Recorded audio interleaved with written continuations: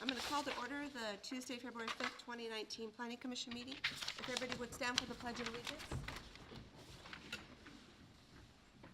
I pledge allegiance To the flag of the United States of America and to the republic for which it stands, one nation, under God, indivisible, with liberty and justice for all.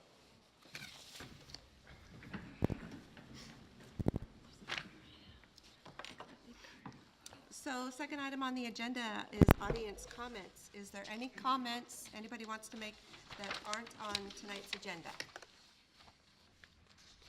Seeing none, we'll move on to the business items. The first one is election of the 2019 Planning Commission Chair. Anybody want to?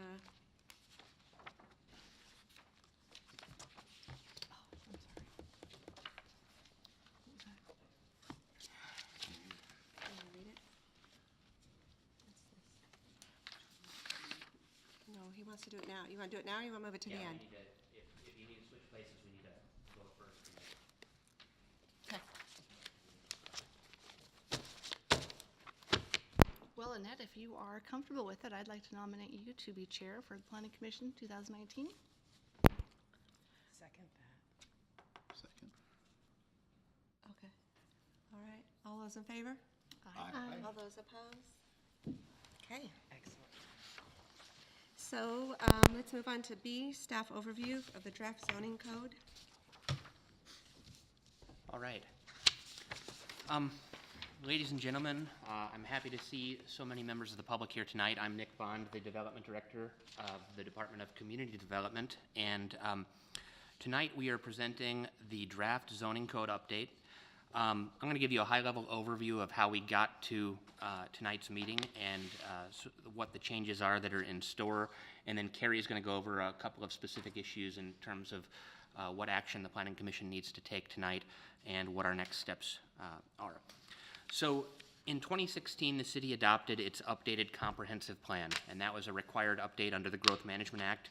And we are now in the implementation phase of implementing the comprehensive plan. We started out by updating the permit processing subdivisions and subdivision chapters into a new Title 20. We then worked with a consultant on architectural design standards, working on more of the architectural detail requirements for different projects that we might see in our future. And now we are on to the zoning regulation update, which are the qualitative and quantitative standards of our development regulations. We initially started this in 2017.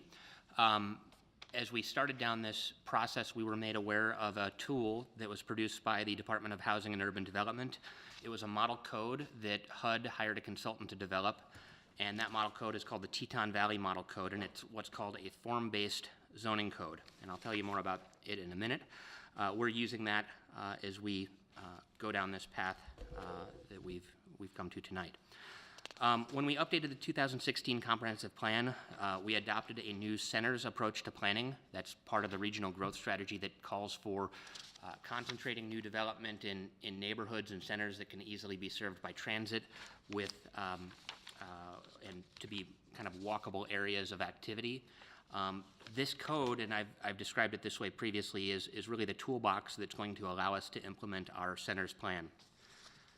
The comprehensive plan calls for updating the development regulations, and this is a summary, but to protect and maintain existing single-family neighborhoods, to increase housing diversity and new development, to promote density to support pedestrian activity and transit, to improve connectivity in Port Orchard, to minimize housing costs and maximize housing options, and to support mixed-use development.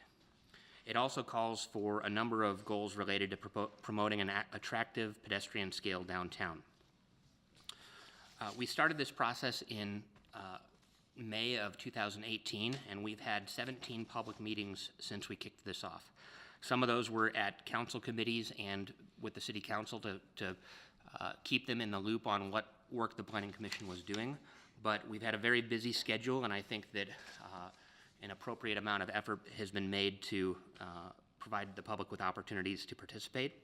This also included a mid-cycle public hearing to take testimony from anybody who had concern about the work that we were doing or to provide input midway through. We also conducted a a little over a month-long online survey seeking input from the public on how to shape this. What we used was the model code, but there's a lot of options and decision points, and so we tried to get at, come to decisions based on the public feedback that we received. We've conducted outreach with stakeholder groups, including the Kitsap Home Builders, the Chamber of Commerce, the Kitsap Commercial Real Estate Brokers, and various community groups. We provided the Department of Commerce with notice on July 12, 2018, and we issued a SEPA determination of non-significance on October 12, 2018.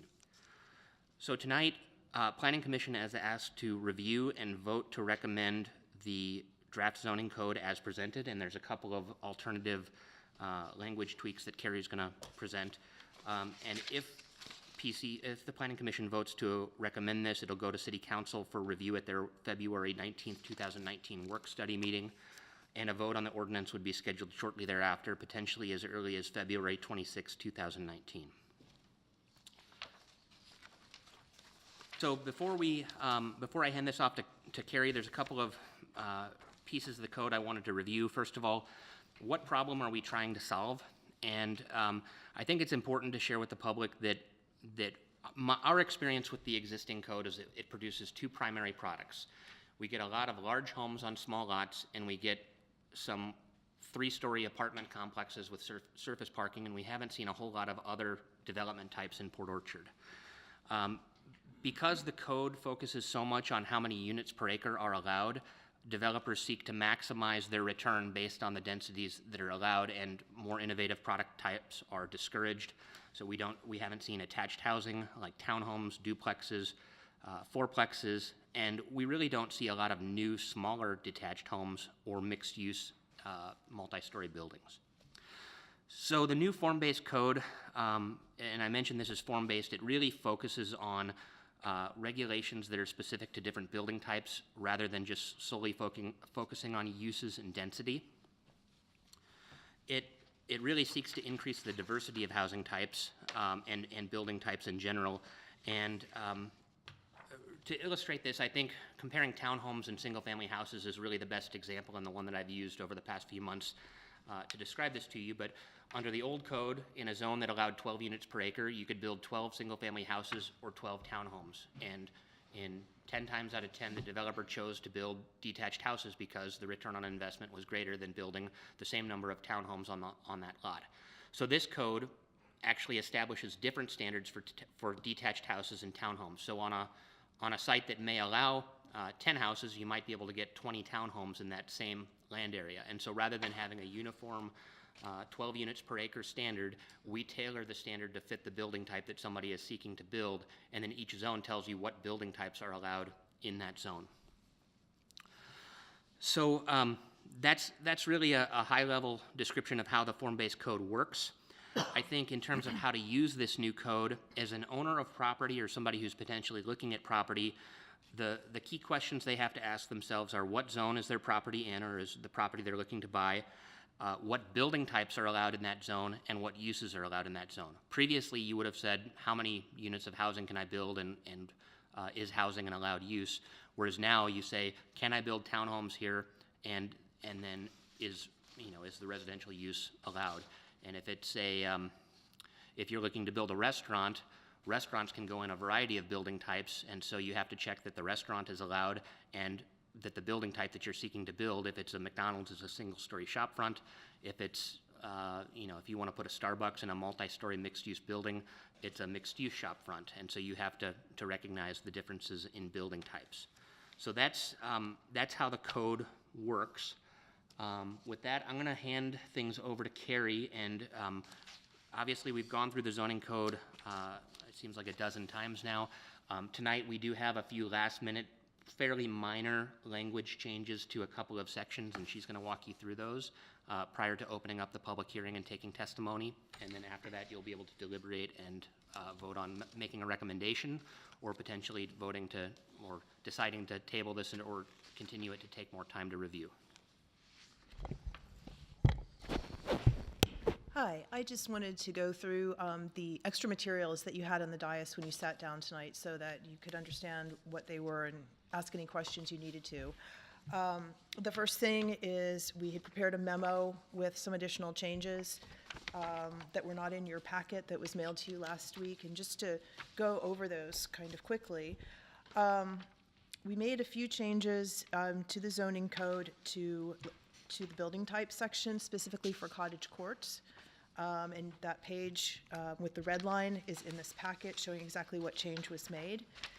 We removed the restriction on garage door design that was mentioned in the code because we realized upon looking back at the cross-references that the residential design standards actually will apply only in this section to single-family residences and duplexes for garage doors. So we didn't want to add something in that chapter that would actually make it more onerous for that type to be built. The next bullet is in the section 2034-030 residential districts for the R3 building type. This one is kind of a difficult one, trying to fit in detached houses in the R3 zone if you have an alley versus direct vehicle access off of a primary street. And so we worked tweaking that a little bit so that you had a variety of ways to fit your detached house on a lot in this zone, depending on which way your vehicular access is coming from and how your garage is configured, whether it's a tandem or a standard double garage or a single garage. So this provides more specificity for that particular type of development. And I'll add to that. We've been talking with McCormick Communities about this, and they identified the possibility of building some smaller scale houses that would have single car garages or a single garage bay and a tandem one in front of the other configuration.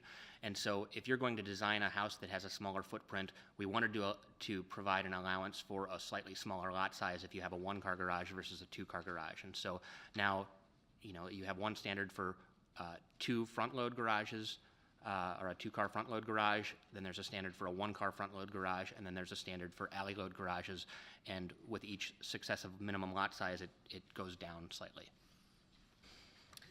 The next one is chapter 2129, significant trees. Significant trees has undergone a lot of tweaking in the last few weeks. So you saw one version at your last meeting last week of January, and then what you got sent in your packet had both a primary significant tree chapter that was in the rubber banded packet, then we stuck in another one with some additional changes.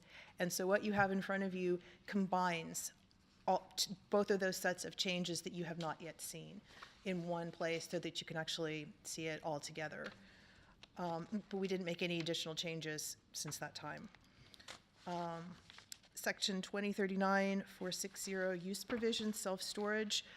At the Land Use Committee meeting last month, the committee members suggested that the Planning Commission consider whether or not it should be required that new self-storage facilities be multi-story. I think the idea here is that self-storage facilities use up a lot of valuable commercial land. They're not a tax or sales generator. They are something that we've tried to restrict in certain areas of the city for those reasons. And it was kind of, well, let's see if we should also encourage them to build up rather than out and minimize their footprint. And also that may have some kind of a tendency to encourage better design in a multi-story facility. So that's where that comes from. And so you have a red line of that in this packet as well. For the zoning map, we received a couple of calls this week from both a consultant for McCormick Woods, and Nick may want to have some additional information about that more specifically. But we also received one from a property owner who was looking at two parcels that are on the east side of Bethel, south of Silvis, and that's near the back of your packet. All of that corridor along Bethel was proposed to be zoned commercial heavy, which is the dark solid red. And because he already has a buyer for his properties who's interested in building multifamily, potentially with office in front, he asked that those two parcels that you see with the black dot be changed to commercial mixed use. And we went ahead and did that on this map for your review. And then because that would also leave the smaller parcel on the corner of Bethel and Silvis kind of isolated as commercial heavy, we didn't think that made a lot of sense for such a small parcel. So as a transition, that was also changed to commercial corridor, the bright red, the same as the ones to the north and the west. Just a little bit more background on that. In talking to the McCormick Communities group, they're looking at doing some plat revisions or resubmittals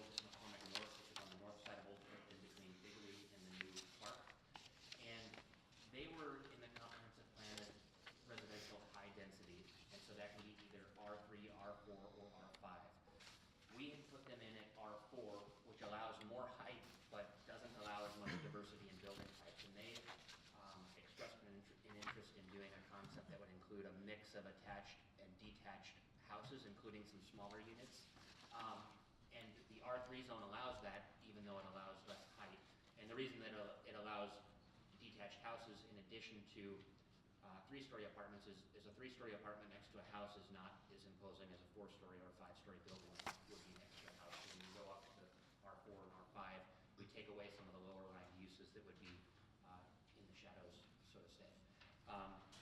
So I'm supportive of both of these changes. They're consistent with the comprehensive plan, and I think they're workable. And so also on the dais tonight, you had public comments that were received today. So they've all been printed off for your review. They will also be passed on to City Council for their review. And significant trees. We had another proposed change today. This is from Levi Holmes. I don't know if he's representing KBA or just he's representing himself. So he had asked Nick to consider a couple of other revisions to the significant tree chapter.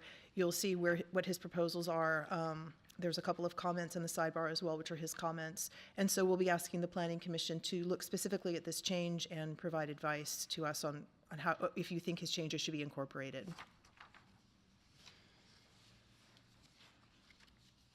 And concerning significant trees, there's been a lot of revisions to this because Levi Holmes, as a developer, has asked us to review something he's considering submitting to the city. And so he prepared documents, they did their tree inventory, and it's a heavily forested site that has few critical areas but a lot of trees.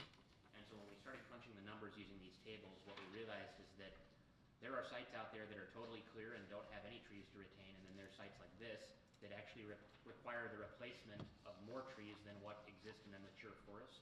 And so the reason that these additional changes have been added is that we realized that we've got sites that have significant trees that are developable, and to replace that number of trees, you would allow them to remove some of the significant trees, and you'd plant so many new trees that you wouldn't have room for houses, and the trees would be so crowded that they wouldn't be healthy or grow to be mature. And so we've tried to find ways to still incentivize the protection of trees where possible, while also realizing that roads and infrastructure has to go in to provide services to these lots, and that street trees can count as some of the replacement trees, and that it's going to be hard to get to a one-to-one replacement without allowing more flexibility to plant things off-site or to get credit for those trees that you do serve. So in terms of what Levi provided in this email here, or in this single-page sheet that has some comments on it, the first change about the proximity of the replacement tree, I'm convinced that that's a good change for right now. The second change about the 100%,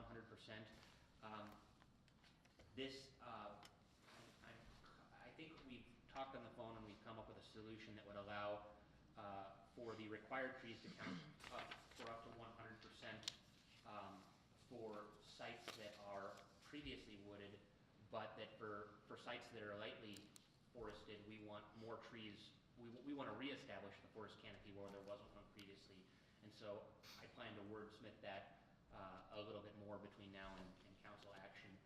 So the recommendation would be to support Levi's suggested change here with the changes that were provided to you, and to direct me to make that one addition prior to taking this to council. And with regard to significant trees, I was provided with a few other examples of how to approach the significant tree issue, and some of them really focus not on the number of trees, but on the existing and future canopy of a site. And so I think there may be a better approach out there, and I don't want to spend 2 or 3 months working on significant trees at the expense of holding up the new code, which several people are interested in using going forward. But I think we may revisit this here later this spring and potentially introduce some additional changes or change the approach to significant trees. And so I guess I'm recommending this as I think this will work for now, but I think it still could be better, and I plan to continue working to improve it. So does anyone have any questions about any of the red line changes in the handout or anything else that was new to you tonight? I'm happy to go over it.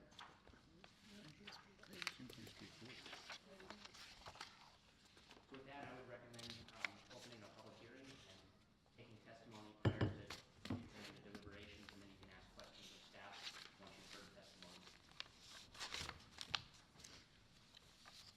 Okay, so item C on the agenda, or 3C, is the public hearing. So at this time, I open the public hearing for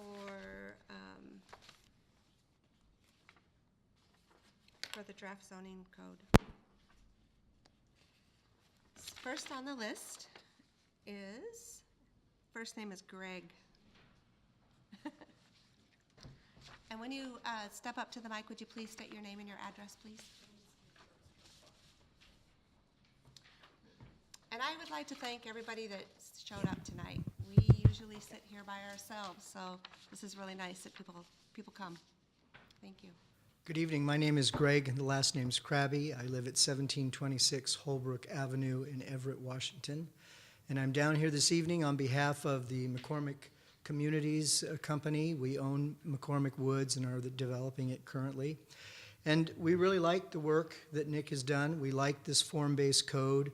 We are looking forward to doing a complete new community plan for McCormick North. And this code allows us to really modernize the housing types, provide a wide range of housing types and more affordable housing types. So we would urge you to approve this and pass it on to the council. Thank you. Thank you.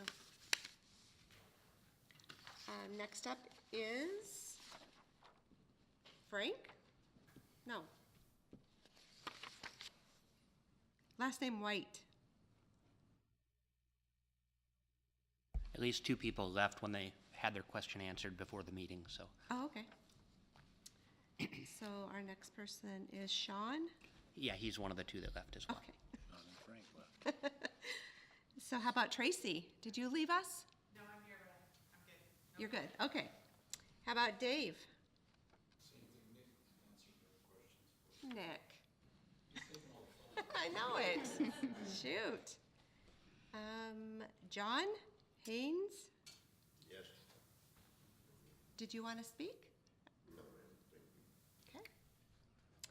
And John starts with an S. Good. John Stallings, 15514 Heights Center Road, Seebeck. I've reviewed the documents and, pardon me, I think this is a good plan for Port Orchard. I've been involved in it for a while now, and I look forward to doing some development down here. Thank you. Well, thank you. How about Noel? You're good? Jim? Present. Do you want to speak? No, me and the wife just came to observe. Okay. And Annette? I'm also here to observe. We do have a piece of property that's involved with it, and it was a transitional property when we purchased that was zoned regularly commercial, and it had a residence on it, which of course it still has. So, Mike, I guess I do have a question. Do you want to come up to the mic then, please?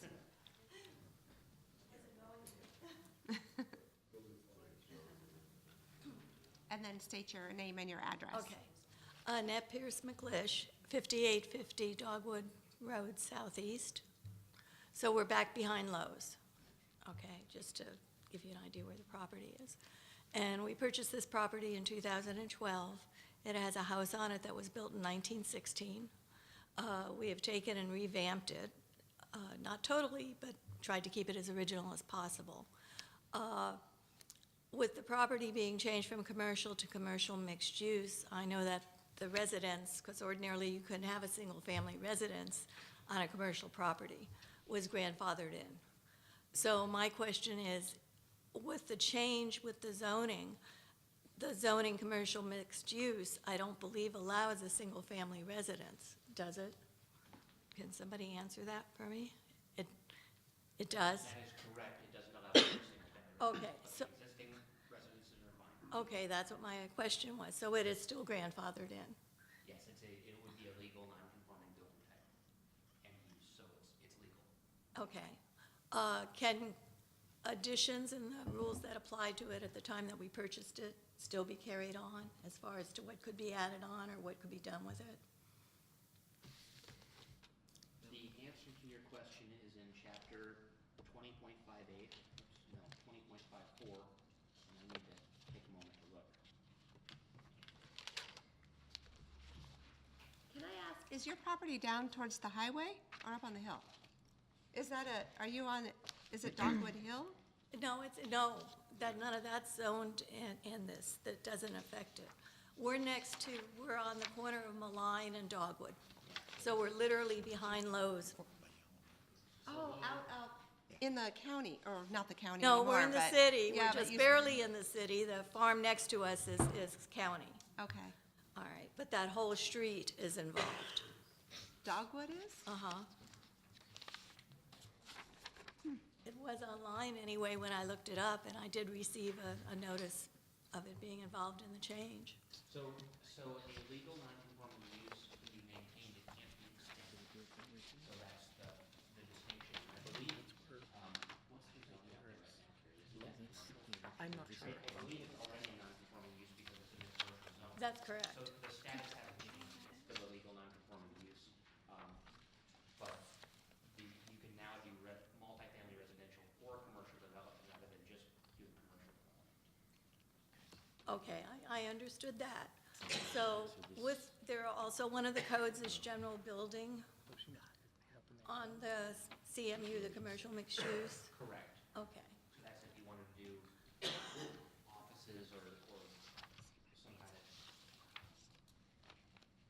is that in this commercial mixed use? So, yeah, you could build a general building that houses office space or some other commercial type use, retail, anything of that sort. Okay, but nothing of a civic mind like community centers or anything like that would not be allowed on that property?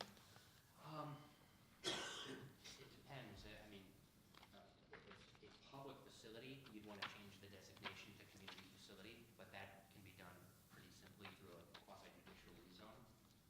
The community facility zone can be applied anywhere. If it's a private community facility, that's a different story, and that might fit into the commercial framework. But I think this requires a discussion offline. That's what it sounds like. My main concern was about the house itself. So thank you very much.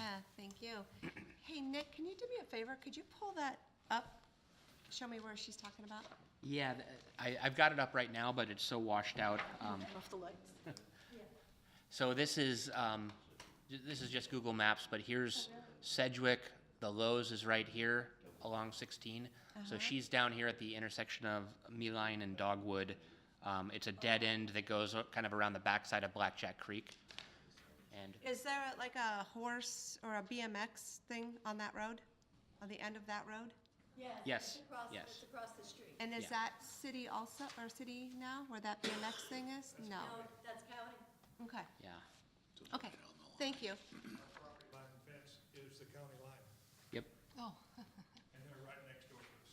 Well, they're across the street. Well, they're across. Yeah. So I will let you know that we had a discussion at the Land Use Committee just last meeting because somebody wanted to look at expanding our urban growth area in this vicinity.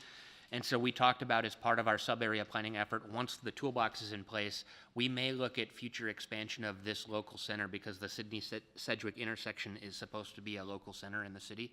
And we may look at expanding the boundaries or tweaking land uses as part of that process. But this has been a difficult site for a while because it's a commercial property that you have to drive through a rural area to get to. And so it has a lot of challenges for seeing any kind of development. Okay, thank you. So that was the last name on my list. Is there anybody else that would like to get up and speak? Seeing none, I will close the public hearing. And we'll move on to business item 3D, discussion and recommendations. Well, this has been the most positive feedback we've ever had.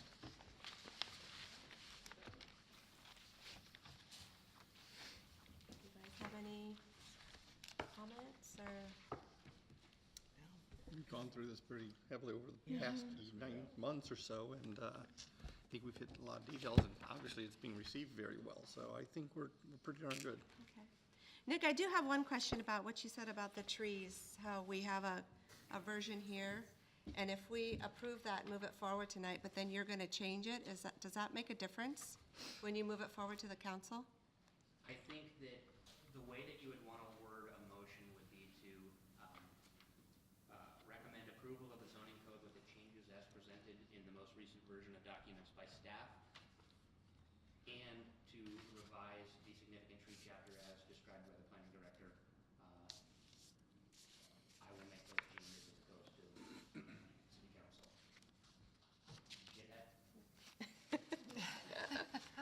taking notes. Yeah, are you guys good with that? Okay. Does somebody want to make a motion then?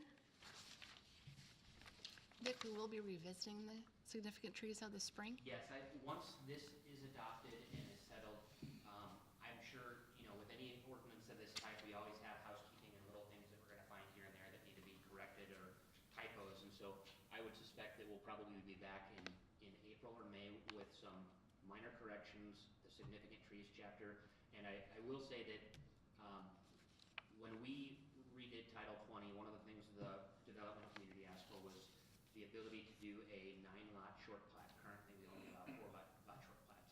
I told the interested parties that once we have better development standards, I'm comfortable going forward with 9-lot short plats, and I feel like after this is adopted and as the dust is cleared, I think we would bring 9-lot short plats, significant trees, and any cleanup that needs to be done to this later this spring.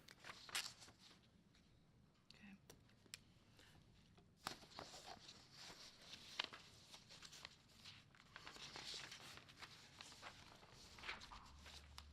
Does anybody want to brave the motion with all the words? Well, I make the motion that we approve it with what Nick's talking about, changing the wording on the tree, significant tree section. Push this forward. I think it's a great plan myself.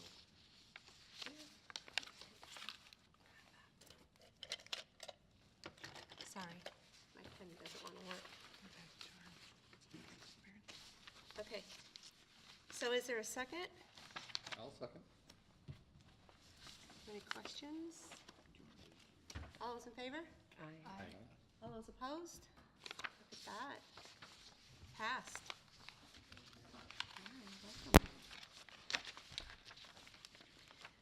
So, we need to go back up to item A, but we'll move it down to D, because we forgot to elect a vice chair. So, is there any nominations for vice chair? Huh? We have to do a light check. Yeah, just in case I get hit by a bus or something. We look at the coin, don't we? We have to do a vice chair? Just clarifying. You actually, it's not in the Planning Commission rules and procedures, but it seems like it's a sensible idea. Okay. Good practice. I nominate Stephanie. You did a great job this last year. Were you vice chair? Would you like to do that again? Sure, be happy to. I second. Excellent. Nice. All those in favor? Aye. All those opposed? Okay. Do we have to do, there's no minutes Yeah. on here, on the agenda, but there was minutes, wasn't There's there? minutes in the packet. So let's add it, the approval of the special meeting January 29th minutes. Is there anybody that wants to make a motion? I'll make a motion to approve the minutes as written from January 29th. Is there a second? Sure, yes. All those in favor? Aye. All those opposed? All right, I think we're done. Does anybody have anything else? I'd like to commend Nick and Carrie. Good job on this work. It was a lot of work. Very good. That's a lot of work you guys did. It's a lot of work you guys did. No, it was just a lot of reading. We had a lot of typing, we had a lot of reading. Reading over again. Okay, we're adjourned. Thank you for coming tonight.